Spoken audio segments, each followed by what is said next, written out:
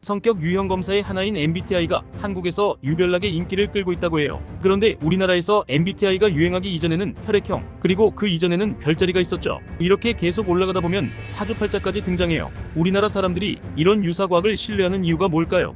안녕하세요. 두뇌질주입니다. 극사실주의 데이팅 프로그램 나는 솔로가 연일 새로운 이슈를 만들어내고 있어요. 매기수 화제의 중심이 되는 출연자들이 등장하면서 나는 솔로가 방송되는 수요일에는 연예 기사란이 나는 솔로 출연자들에 대한 이야기로 가득 차요. 현재 진행 중인 18기에서도 옥순이 화제의 인물로 등장했는데 방송 내내 MBTI를 언급하는 모습에 시청자들이 피로를 호소할 정도였어요. 이제 이러한 MBTI 과몰입은 사회 곳곳에서 쉽게 볼 수 있는 것 같아요. MBTI를 소재로 한 유튜브 콘텐츠들이나 방송 프로그램이 계속해서 만들어지고 기업들의 마케팅에서도 MBTI를 쉽게 볼 수 있어요. 요즘 MZ세대는 자기소개에 MBTI를 먼저 밝히거나 묻는 일이 굉장히 흔하다고 해요. MBTI는 다양한 분야에서 활용되기도 하는데 중고등학교에서 청소년의 진로 탐색을 위한 목적으로 MBTI가 사용되거나 기업 신규 채용에서 지원자의 MBTI 유형을 참고하기도 해요. 아르바이트 구인 공고에서도 특정 MBTI 유형을 우대하는 등의 내용을 채용 기준으로 적용하고 있어서 MBTI가 스펙이 되었다는 말이 나올 정도죠.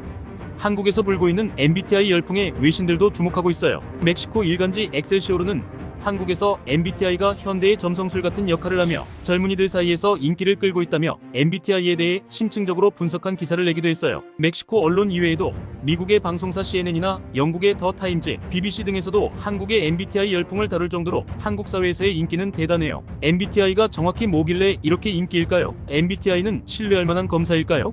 MBTI는 인간의 유형을 외향형과 내향형으로 구분했던 스위스의 정신과 의사 칼 구스타프 융의 심리 유형 이론에 바탕을 두고 만들어졌어요. 캐서린 쿡 브릭스와 이사벨 브릭스 마이어스가 융의 이론을 발전시켜 1944년 발표한 성격 검사죠. 인간의 인식과 판단의 선호 경향을 알아내는 검사로 개발자의 이름을 따서 마이어스와 브릭스의 유형 지표 MBTI라고 불러요. MBTI 유형은 외향과 내향, 감각과 직관, 사고와 감정, 인식과 판단의 상반된 8가지 지표 중 4가지 성격으로 규정하는 방식으로 설계되어 있어요. 이때 가능한 경우의 수가 16가지이기 때문에 인간의 성격을 16종류로 구분하죠.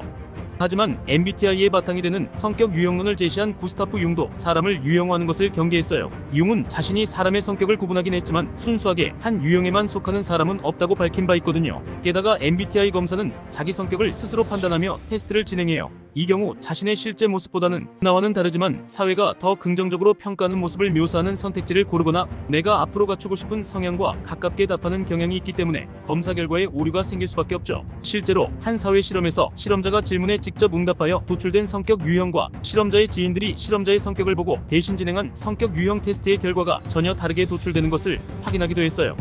가뜩이나 검사 환경이 완벽하지 않은데 질문 선택지마저 이분법적이니 검진 결과는 더 부정확해져요. 그리고 테스트가 끝나면 어느 유형 중 하나에는 확실히 속하게 설계되어 있기 때문에 자기도 모르게 자신을 한 가지 유형에 끼워 맞추게 되는 경향이 있죠. 이러한 이유로 심리학에서는 MBTI를 신뢰도 높은 지표로 보지 않는다고 해요. 게다가 대부분의 사람이 상당한 분량의 설문 문항으로 구성된 정식 유료 MBTI 검사가 아니라 단순하게 변형된 무료 성격 유형 검사인 16 퍼스널리티와 같은 테스트를 통해 본인의 성격 유형을 진단하기 때문에 그 정확성은 크게 떨어지죠.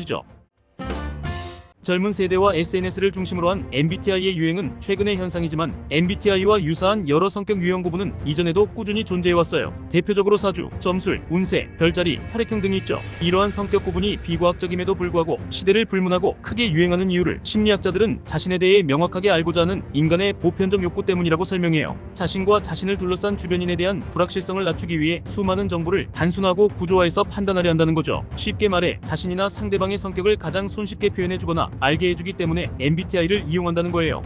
실제로 인터넷에는 어떤 유형들 사이에 서로 호감을 느끼기 쉬운지 또 조화로운 관계가 될 수 있는지를 설명해주는 일종의 MBTI 궁합표가 넘쳐나요. 자신뿐 아니라 자신을 둘러싼 타인들 그리고 앞으로 만나게 될 많은 사람을 쉽게 파악할 수 있게 하는 도구로 MBTI가 사용되고 있는 건데 이처럼 MBTI는 인간관계에서 시행착오를 겪는 시간과 노력을 줄여주고 더 성공적인 관계를 맺기 위한 필수 정보로 인식되고 있어요. 확증 편향과 반엄 효과 역시 사람들이 MBTI와 같은 유사 과학적인 성격 정보를 신뢰하게 되는 대표적인 이유로 알려져 있어요. 확증 편향은 자기 성격에 대한 피드백을 수용할 때 자신이 믿고 싶은 정보와 일치할 때만 수용하고 불일치할 때는 회피하는 경향성을 뜻해요. 그리고 반엄 효과는 일반적이고 모호한 성격 정보를 자기 자신에게만 해당하는 고유한 설명으로 받아들이는 경향성을 뜻하죠.